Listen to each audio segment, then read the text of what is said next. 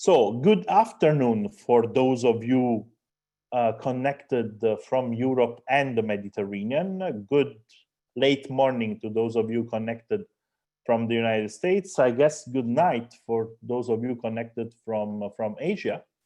My name is Dario Cristiani. I'm the Yahia GMF Senior Fellow at the German Marshall Fund of the United States in Washington, D.C. and Istituto Affari Internazionali in Rome, although I'm talking to you from Tunis at the moment, where I am waiting to go back to Washington, D.C. in the coming days. I work at GMF at YAI primarily on Italian foreign policy in the Mediterranean, and more broadly speaking on what I tend to define as the geopolitical pluralization of the Mediterranean that we have witnessed over the past few years. And of course, when we talk about this return or emergence, whatever you want to call it, of multipolarity in the Mediterranean, China is very much one of the crucial actors, especially if we look at it from the angle of geoeconomic influence. The Belt and Road Initiative is a global project which has a significant Mediterranean dimension. We have seen that China over the past few years has been able to increase both its role and its relations with a number of Mediterranean actors. The classic, let's say, Egyptian, Chinese friends in the Mediterranean, Egypt, Algeria. We have seen an increasing role of China in Southern Europe, Greece, for instance, but also the MOU that China signed with Italy in 2019. And over the past 2-3 years, we have also seen an increasing activism on China in North Africa, Tunisia, of course, but also Morocco and Mauritania.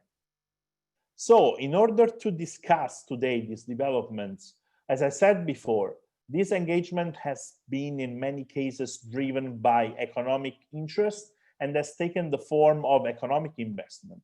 Instead, as we have also seen in the context, for instance, of the Syrian crisis or the Libyan civil war, China has struggled to let's say, to increase its influence in highly militarized situations.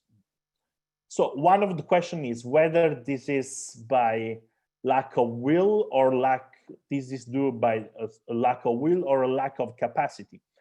And looking at the Chinese presence in the Mediterranean, we are asking ourselves whether its military projection represents its most significant limit to its Mediterranean engagement. In order to answer this question, we today have two very special guests.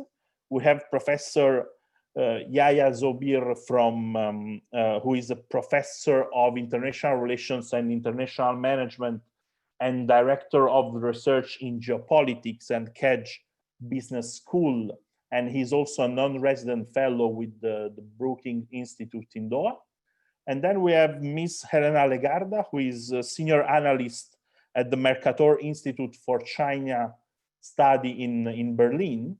So I will ask our guest first, Professor Zoubir, who can give us a view of how the Chinese Belt and Road Initiative is developing in the Mediterranean with a specific focus on North Africa, which I would say is one of the most interesting aspect of this development, but also the one that over the past few years has taken a very significant dimension. We can mention this idea of the technological citadel near Tanger in Morocco, but also the investments in the ports in Tunisia. That is something bit off the radars, but that many in Europe and in the transatlantic community are a bit concerned about them. And then I would ask Ms. Legarda, she's an expert on she wrote this amazing paper, I think 2 years ago, on Chinese private security and military companies and how they are increasingly used to protect Chinese investments abroad. The idea is to translate the Chinese security thinking from the global aspect of this engagement to how China might use either these companies in the near future, but also a more classical military capacity in the future in order both to become a more relevant Mediterranean actor and to protect its own investments in the region. So we will proceed like this. We will have the two speakers speaking for 7-8 minutes. Then we will start the first round of question and debate. And then in the second part of the webinar, we will take questions from the public. So I will leave the floor to Professor Zoubir. Thank you very much for being with us today. And we all look forward to your answers. Thank you very much.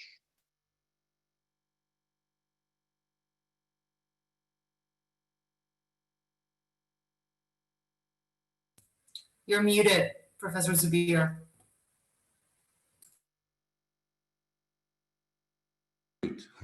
Sorry about that.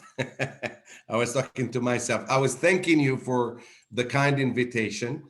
Since I am not talking much about, which is true, what you said in the introduction, that China, as far as military is concerned, in the particular area that I'll be dealing with, is not very important, and we try to figure out why. Although in terms of arms sales, I can tell you right now that it is increasing, particularly in the relationship with Algeria. But that has something to do not just with China, but also with the Algerians who like to diversify their military equipment. But if you look at the, in terms of military, I'll say it just briefly, in the military realm, you look at Tunisia and Morocco. Tunisia is about 70% of its hardware comes from the United States, and Morocco 91%, which is the latest figure. So you can see that it's not that important. But Algeria, for instance, is going to receive a Corvette in the next couple of years, has already gotten quite a few equipment from China. This being said, that was just a part on the military, and I'm trying to say that it is not as important as one might think. However, there is something I always like to dispel, this notion that the Chinese are marching in the Maghreb, they're conquering, and there's this whole idea that the Chinese are coming, and I'm, almost derogatory way. China has been in the Maghreb, for instance, or in North Africa for a long time. Probably the only bad relationship that it has had in the region was with Libya.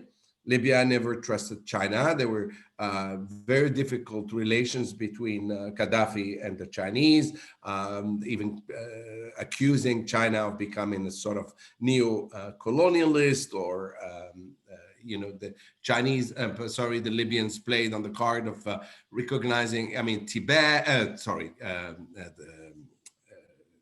Taiwan, so there were tensions. But otherwise, if you look and you try to understand what is going on today, at least in the relationship between China and the countries in the region, they go far back as the War of Liberation in Algeria, the War of Independence, where there was a military relationship at that time, but in the post-independence, it was less marked as a military relationship, but in the light weaponry, for instance, it was there.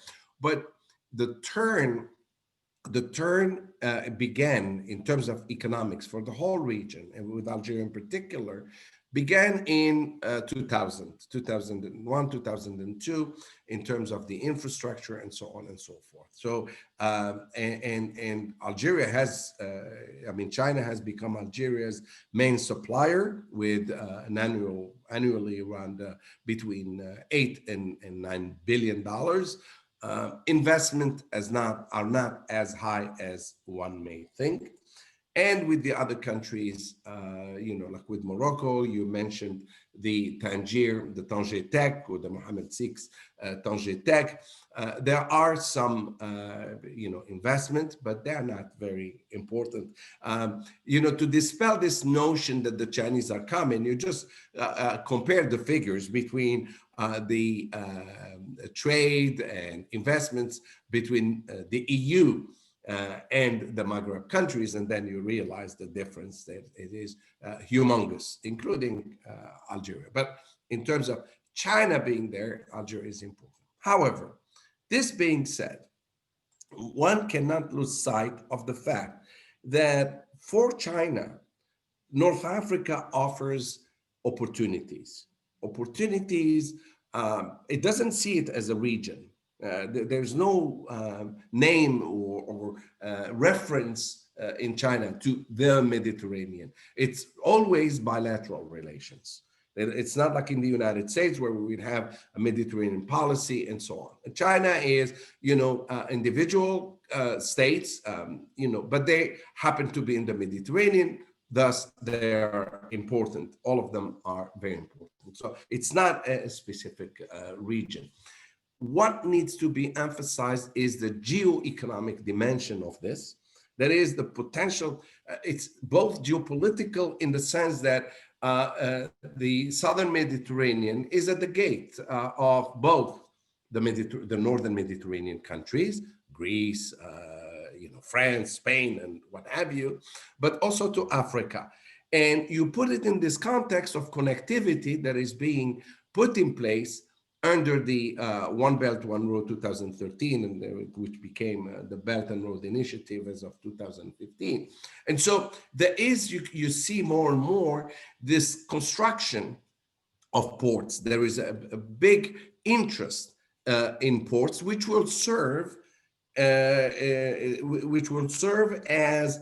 again, this connectivity that is created from the South China Sea all the way to the Mediterranean and so on and so forth, but also, to have this overcapacity that China is having, to start like they do in Morocco, for instance, with the assembly lines and the production, which is not working as one may have expected for different reasons, but it is there. These are all possibilities that China is looking at. Because of the limits of time, you cannot also look at the southern Mediterranean disjointed from the rest of the various frameworks that China has put in place. And the Maghreb in particular, or North Africa in general, if you include Egypt and Libya eventually, they are part of both the FOCAC, the Forum on China-Africa Cooperation. They are both part of the China-Arab States Cooperation Forum. They are included in the 1+2+3, that is energy, infrastructure, and what have you, and the nuclear energy, civilian, of course. And it wasn't, it's of course included in all this vision of the Arab policy paper that was put in place and stated in 2016. So in that sense, this is, the Maghreb is becoming, taking some added importance that China is discovering progressively. Rediscovering, in other words, seeing the potentialities. But it has never, I am working in a deep research on Algeria, China, and you see that there has been continuity. There were a period of lull, if you wish, but then there is this continuity. What needs to be said also is that it has not reached its real potential, this relationship. As I said, when you look at China's policy, there is no intent of supplanting the Europeans, for instance. and neither do because when you're dealing with Sino Southern Mediterranean relations, you have to look at also what the others are doing. That is the Southern Mediterraneans. If you were mentioning the, or we are mentioning the Mohammed VI, Tangier attack and all the other aspects, but it is because they fit within their own. The Moroccans launched some initiatives, industrial initiatives, 2005 and 2014, and they have been trying since then to attract, Chinese investments and so on. And again, as I said, the only time where it was a little high was about 2014. There was a big investment, but otherwise it's less than $1 billion. Even less than $500 million. And with Algeria ranks about fifth in Africa in terms of investments. So, but there is this willingness, a progressive willingness to work with the North Africans and to build the necessary infrastructure, and at the same time, if you look at how it fits within the maritime Silk Road, this connectivity, which goes, you have it from Gwadar all the way going down to penetrate the Mediterranean, starting with Egypt and going, westward. And then you have the port, and this is the most recent, the port in Al Hamdaniya in Sharshel. There was an agreement signed in 2016, and then it sort of died down, and then it has been revived recently. It's going to be a very important port. Maybe Helena will talk about it, I don't know, because it's going to be a real competitor to some Spanish ports as well. And there is this, again, in the Tangier port and so on. So these are all part of an entire vision. So again, there is in this policy, this Chinese policy, it is really building, bringing the Southern Mediterranean into this Belt and Road Initiative and connecting it with other regions, and of course linking it to the necessary relations that China sees with Europe, especially today. And I'm talking about the period of the Trump administration with the tensions that have risen recently, where China would probably hope to work together with the Europeans to offset the relationship with the United States. But now we can see. If you look only 2 weeks ago, you had people may not have noticed. There was the head of AFRICOM who came to Algeria or to the Maghreb. Then you had, Mark Esper, the Secretary of Defense who came to Algeria. But before, right after that, it was a senior Russian who came. And then last week, it was a whole Chinese delegation, an important delegation. But then what you see is that the Southern Mediterranean is being sort of sought after to be brought under these this rivalry in a sense, which might work well for the countries. Now, I think I should just talk a little bit about the seen from the South. The South finds China necessary because since the Arab uprisings, there is this, this possibility of also counterbalancing, Europe and others in the region. That is to say, we can play one actor against another, and at the same time, it's trying to get legitimacy through economic development, through growth.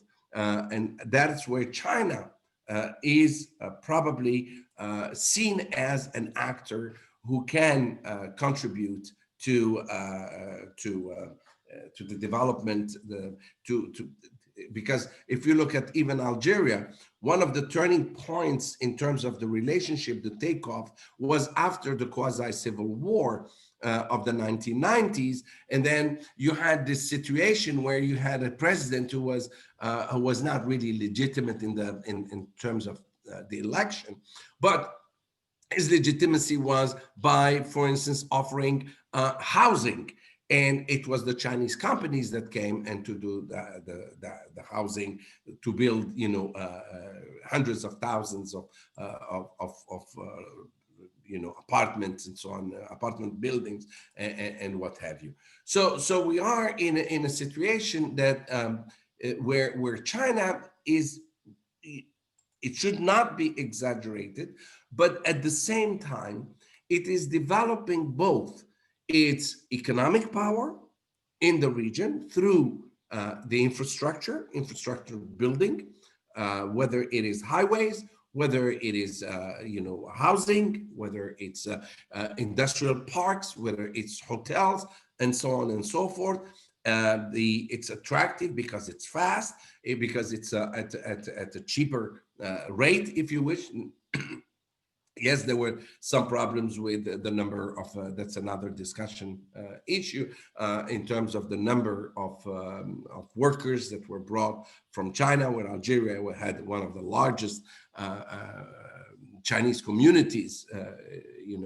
It reached at some point close to 100,000 Chinese in Algeria, where you have, even Chinatown and so on. But again, I always say, yes, it looks big, but it is not. I have some slides in front of me in terms of figures. The comparison between the European Union and China in the region. As I said, it's not commensurate. It's really, China has not reached that level, but it may, following this COVID-19, where Europe is perhaps not in a position to contribute to the southern Mediterranean in terms of economic investments and trying to help out the countries who are all the countries in the southern Mediterranean are facing dire economic conditions. And I give you just one example. For instance, Algeria, the president stated that Algeria would not borrow from the IMF. And so if you ask the question, who are you going to borrow from? And I'm sure that the thinking is China can probably help out in terms of financing, just like you see even the port that has been, the deal of the port that has been revived will include co-financing, because it's not done just by the Algerian government and so on. I'll say just briefly, if I have a few minutes, all the countries in the Maghreb are part of the BRI. They all joined the BRI. What is also interesting is that two have already become members of the Asia Infrastructure and Investment Bank, and the others, including Libya, are prospective. In other words, they had some memorandum of understanding to become part. So as I said, there is this dialectical relationship where both sides are interested in working with one another. In terms of soft power, I believe, and again, this we can discuss later, with the pandemic and China's involvement, not just in the Maghreb, but in the entire Middle East region, in terms of the response that China has given, I suspect that, it's not just I suspect, the opinion polls are showing that the image of China has grown considerably in where you are, Dario, in Tunisia, and in Morocco, and in Egypt. Less so in Algeria, which is another story that I can also explain. But there is this movement for the Southern Mediterraneans. It's multiplying relations. for China, it's consolidating, the BRI and being present at the gate of Europe, at the gate of sub-Saharan Africa. It's building the trans-Saharan highway, which will serve its, bringing, using the ports and then, going through the roads, reducing cost, reducing the time of deliveries and so on and so forth. This is quite positive.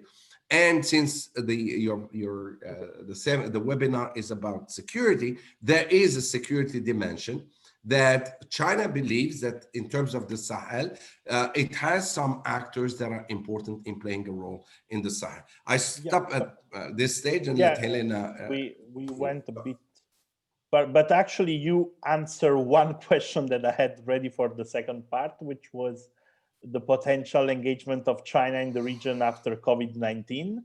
So from that point of view, maybe we, so thank you very much for this broad and historically deep overview of the Chinese engagement, or better to say re-engagement with the region, because especially in the case of Algeria, China has never left, let's say.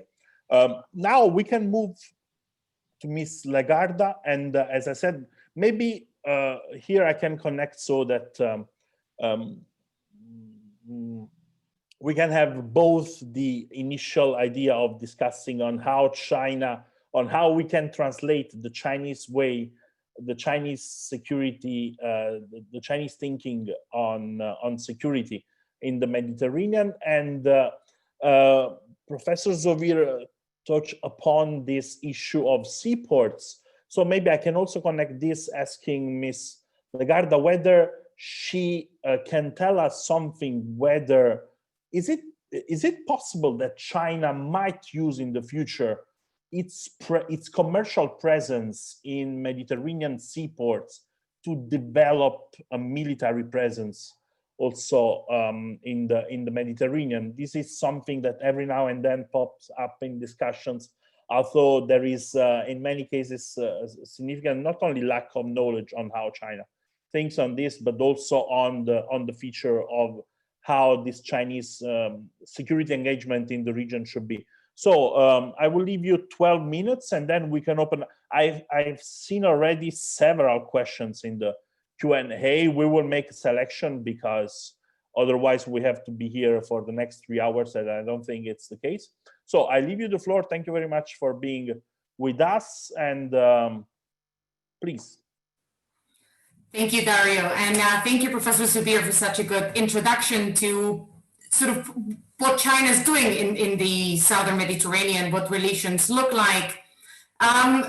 As Dario asked, I'm going to try to turn a little bit more towards the military and security aspect of things. I think, first of all, it's important to keep in mind what China's goals are when it comes to the Mediterranean and to the MENA region. And when you look at their Communist Party's official policy documents, they will tell you quite clearly that the main objectives are access to energy and resources, infrastructure, and trade and investment.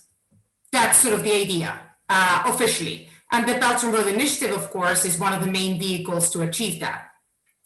This, of course, doesn't only apply to the MENA region, it applies worldwide.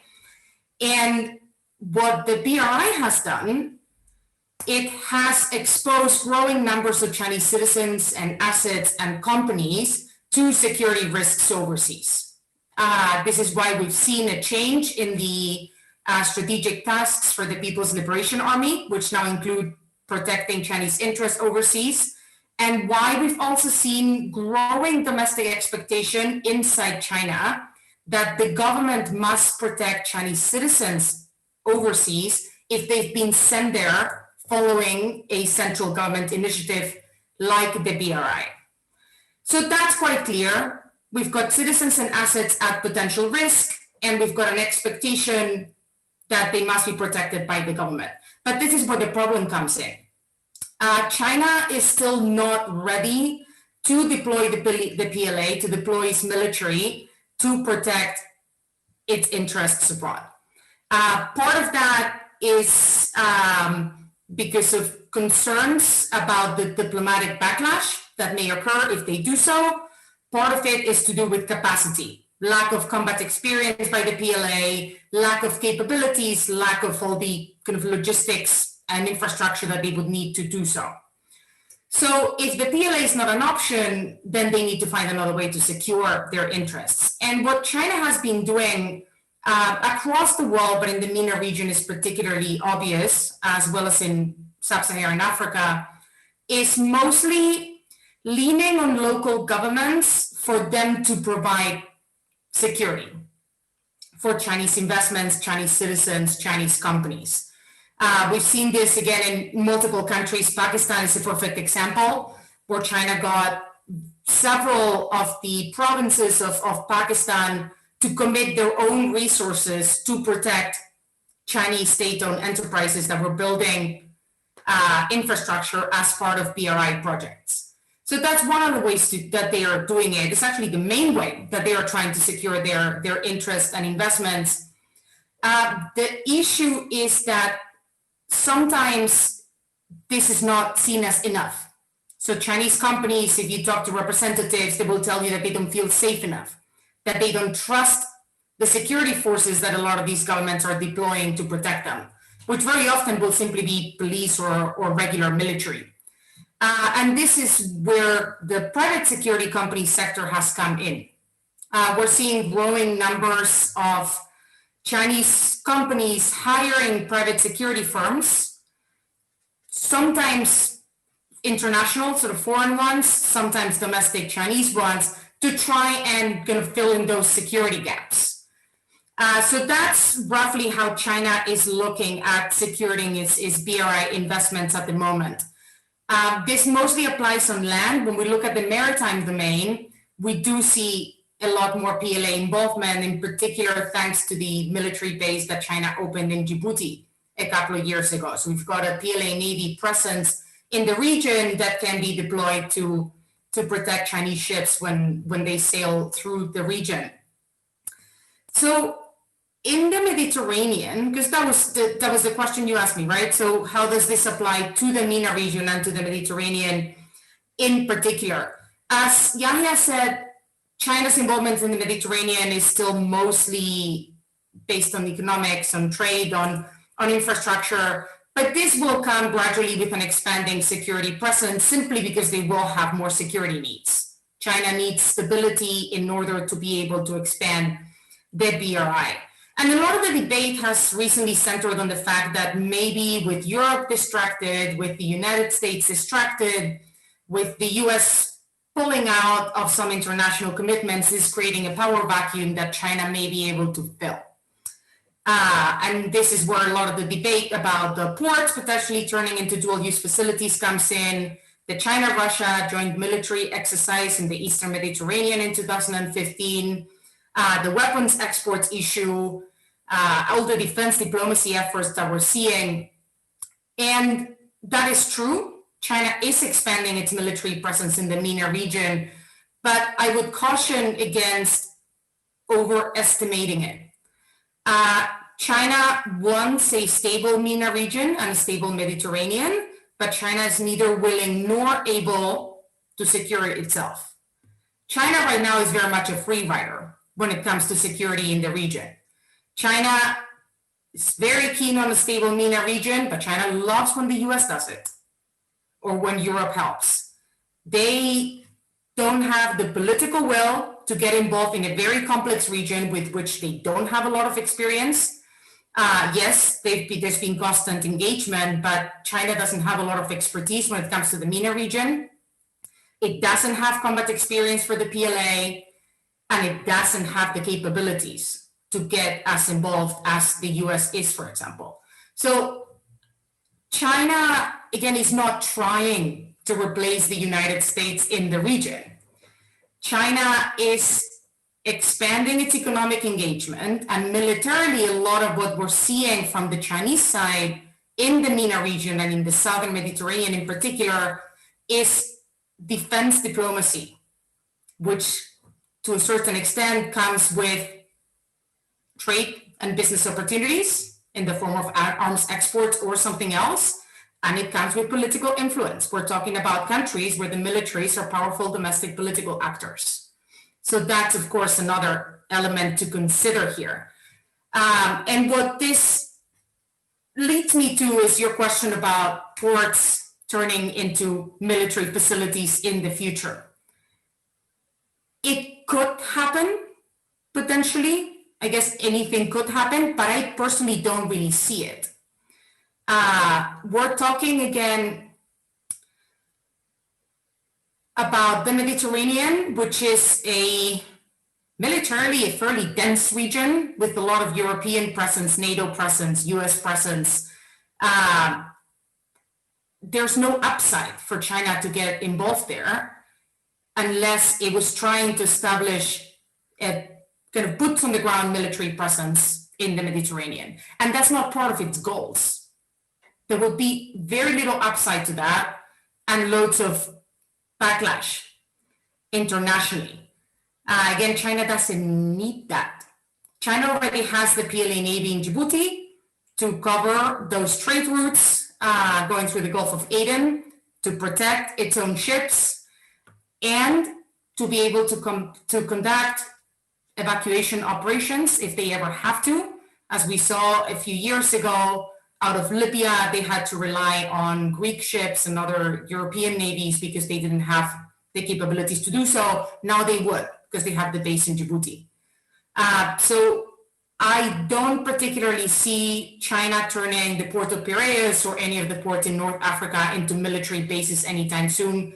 Again, very little upside when you consider what China's goals in the regions actually are.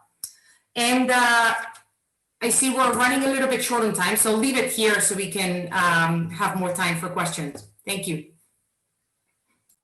Thank you very much. This was absolutely fantastic. We have indeed several questions. Some of them are somehow broad. So I think I have to make a selection, and I'm sure many of you will hate me for this.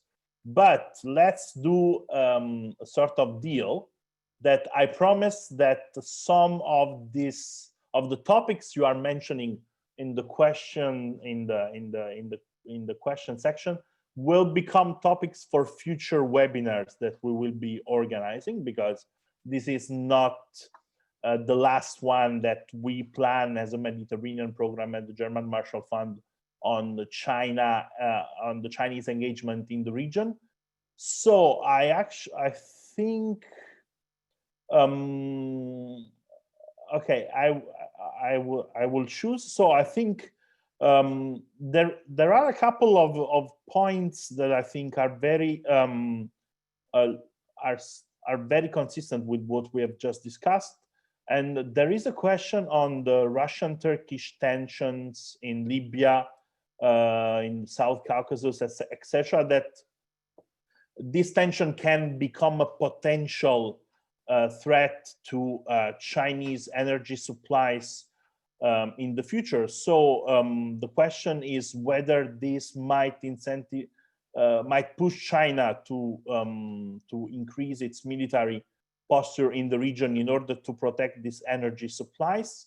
Then there is another interesting question I think about, which is something that Professor Zoubir already touched upon when talking about the visit of Mark Esper, of the DOD secretary here in Tunis, in Algeria and Morocco a few days ago. And it's what is the US doing to counter the growth of China influence in the MENA through the BRA, and how could that change with the new administration in Washington starting from January? So let's do like this.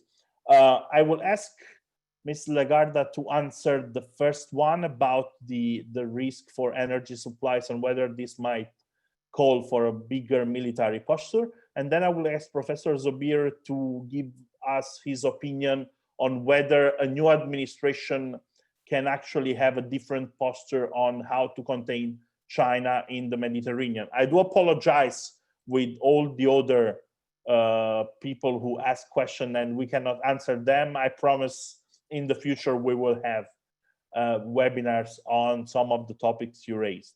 So please, Ms. Thank you. So this is specifically, I think the question was about Russia and Turkey tensions. Is that correct? Could it become a threat to Chinese energy supplies and incentivize more military engagement?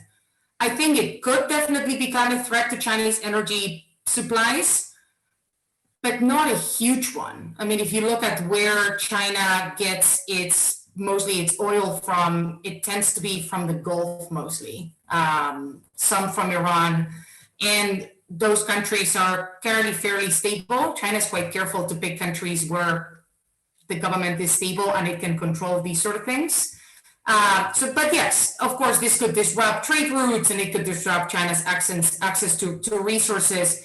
I don't think that would be enough to drive the PLA into the region. I think this is not a big enough threat. And another angle to consider here is the China-Russia relationship, of course. China and Russia, I wouldn't go as far as to call it an alliance, but I think it's a fairly solid relationship and partnership. There's limits to what they will do for each other, absolutely. If you talk to people in Moscow, they very often will tell you, we will not touch the South China Sea, whatever happens. And when Russia annexed Crimea, China took a step back and also didn't come out in support to Russia. So we see the limitations, but they have a fairly close relationship, especially in the security and defense space. So the Chinese and the Russian militaries are fairly close. So it's unlikely that this would be an intentional attack by either the Russians or the Turkish on Chinese trade routes and energy supplies. So again, I do not think this would warrant an intervention by the PLA by any means. If anything, this would potentially lead to Chinese political retaliation and occasionally economic retaliation. I mean, a lot of these countries in the region are economically fairly dependent on China. Not because the majority of their trade goes to China or comes from China. In some of the cases, in most cases, as Yahia was saying, the main trading partner is the EU. It's not China, but China is a big enough partner that if China were to impose retaliatory measures, their economies would hurt. And that tends to be how China deals with these things, not so much by deploying the military. Great. Professor Zoubir, on the US and the future, if there is a new administration, of course. Okay. Well, I'd like to say that I totally agree with Helena. And by the way, once again, I reemphasize the fact that except for energy and maybe the sales of arms, the Middle East is not critical for China. True, 50% of the energy comes from the Gulf. But I don't think that China is paying, in terms of Libya, it's eyeing into the post-conflict reconstruction, but no involvement. China does not like messy places, or to get involved in messy places or to play the role of mediating and so on. That's a different story. In terms of the US administration, I think that the rivalry between the United States and China is going to continue. If let's assume that the Biden wins the election and this new administration, but the fundamental issues will remain. There is a sense in Washington that China is more dangerous than Russia, not for the reasons that we hear but because China is so powerful economically, and there is the sense that this economic power will translate into military power. And so in the long term, everyone is aware that for the short term, we are what Helena was talking about. It's protecting, China wants to protect its vessels, its citizens abroad, like it had to evacuate, 36,000 people. In fact, it was a turning point was Libya, or some other embarrassing moments when China could not come to the rescue of its own citizens and had to rely on others to help it.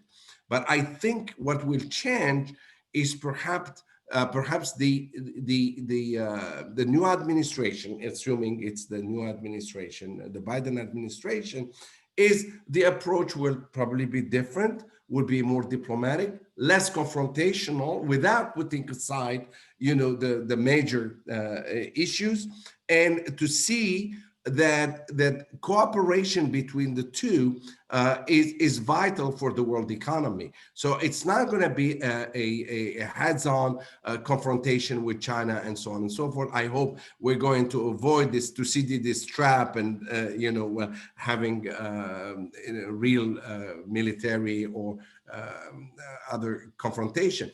But the areas of there are a lot of areas of cooperation that exist, and perhaps the Biden administration would be more amenable to more cooperative than confrontational. Thank you very much. This was very, very clear. We have 10 minutes left, so maybe I can actually try to go through the there is this question which I think is very interesting given the situation in Lebanon, and I will pose this question to you both, and then you can give me your opinion whether this Chinese interest for Beirut or Tripoli in Lebanon is real, and how and whether the French initiative on Lebanon was also motivated by the Chinese, Iran, this Eastern option raised by the Hezbollah leader Nasser Nasrallah as an alternative to the IMF negotiation. Then I have a quick question for Ms. Legarda.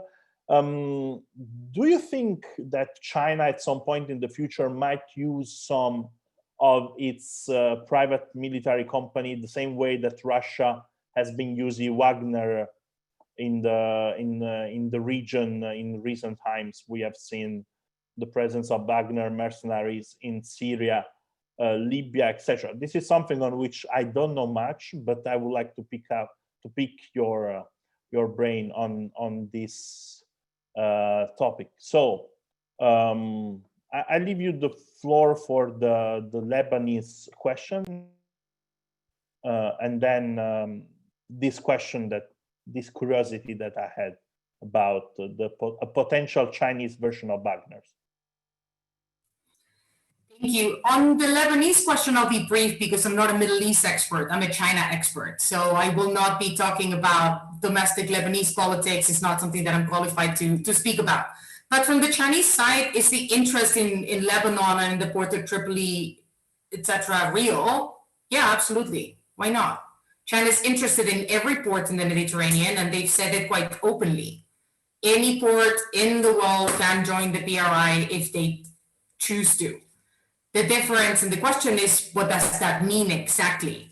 Some of them are ports owned by Chinese companies, some of them are managed by Chinese companies, some of them just have a little bit of Chinese investment. So the shape that any Chinese involvement may take will be very different. And then the impact and the concerns for us in Europe, for the US, for the West in general, will of course be very different, depending on what involvement we're looking at. But the Chinese interest is real. And just a quick comment on the second part of the question, the idea of China as an alternative financing source, that is real. And to a certain extent, that is the fault of the West and existing Western institutions.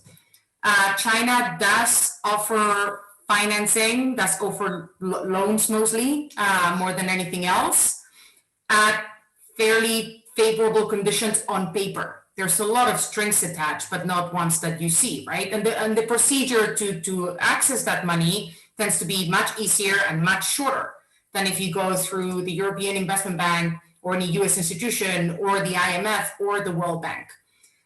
We've seen this playing out plenty in the Western Balkans. We've seen this playing out in North Africa, and it's going to continue to play out. China presenting itself as an alternative source of financing for big infrastructure projects, with all that brings with it afterwards. That brings the issue of too much debt on China, political influencing, economic dependencies, and the impact then that has, for example, within Europe on EU cohesion. Again, we've seen this, Hungary, Greece, etc. So again, the interest is real, but the concerns should be there as well. And on your second question about Chinese private security companies, very quickly, possibly in the future, definitely not right now. Keep in mind that the security apparatus in China is very, very firmly and tightly controlled by the Communist Party. So are private security companies, but it's a bit more of a loose control. So when you look at the Chinese legislation, which I did for this paper that I wrote a while back, for a private security company to be able to operate overseas, they actually need to be 51% owned by a state body. So they are not actually private. They are actually controlled by state institutions in one way or another. But it's a bit too loose of a connection. There's not enough legislation. There's not enough of a system to control what they do. And they just have no experience. If you look into some of the case studies on where they've been operating so far, a lot of what they do is logistical support. Because the couple of examples that I was able to find are when they found themselves in the middle of combat situations, the results were not good for them. Their plans weren't in place. They just couldn't even evacuate the kind of company employees that they were supposed to evacuate. So it was all a massive failure. And we've seen cases of this in the Middle East. We've seen cases of this in Sudan. So there's not a lot of examples because they don't publicize them. But in general, lack of control by the government, lack of experience, and the potential for this to blow up in Beijing's face. You've got a Chinese private security company getting involved, like Russian PSCs do, for example, in conflict scenarios and intense regions of the world. Something goes wrong, they make the situation worse, and the blowback's gonna go to Beijing. And that's something that China doesn't want right now and cannot afford. So I wouldn't expect any kind of Chinese PSC involvement like we see the Russian PSCs doing anytime soon. I will be very brief because I know we have only 2 minutes. I totally agree with what Helena said. China would not have a black water, and also the legislation does not allow armed, security forces overseas because of the political fallout. Do not forget that China relies on its 5 principles. The foreign policy principles, which are repeated ad nausea, they don't want to be perceived as, not even as Russia.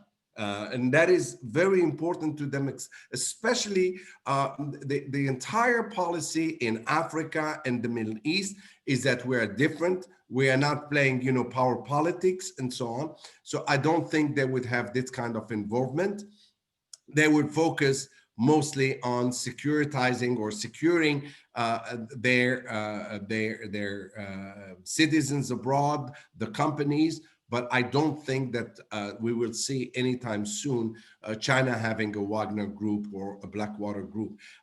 They do have, the recent research shows that they have now, they are training some individuals who are taking care or being cognizant of the cultural differences, the political situation, and so on. But I think that China is on a learning curve, and we don't know in which direction it's going. But right now, I would totally agree with Helena. We're not going to see that kind of Wagner scenario happen by the Chinese. Great, and you have some ideas on the Lebanese question. Actually, I would like on the Lebanese. My sense is that, again, China does not want to get involved in the domestic politics. However, it is positioning itself And we saw it throughout the COVID period on reconstructing Lebanon. And that's what China wants. And there are some ports that are of interest and using the port to serve the maritime Silk Road. Great. I think we lost Miss Legarda in our connection, but I think it's 5 p.m. like here in Tunis. I think it's 6 in Brussels. Yeah, she just wrote us saying that connection dropped. Okay, I think we can close here. I will thank Ms. Legarda on behalf of the people who attended as well now via email. I want to thank Professor Zoubir for being with us today, and I can recommend his Chatham House paper on China, Tunisia, and Morocco as one. Okay, she's back. So I was just thanking you and Professor Zoubir for this very interesting, informative, and deep webinar. Despite having just 1 hour, we managed to discuss a lot of very interesting topics. So thank you very much for being with us today, and stay tuned to our projects with the Mediterranean program of the German Marshall Fund. And since I have the double hat, please also give a look to the website of the Italian Institute of International Affairs, Istituto Affari Internazionali, because we are working a lot on China and Italy, of course, but also more broadly speaking on the Belt and Road Initiative and the Chinese role in the world. So thank you very much to everyone who attended, and I hope to see you soon in the future again. Thank you very much.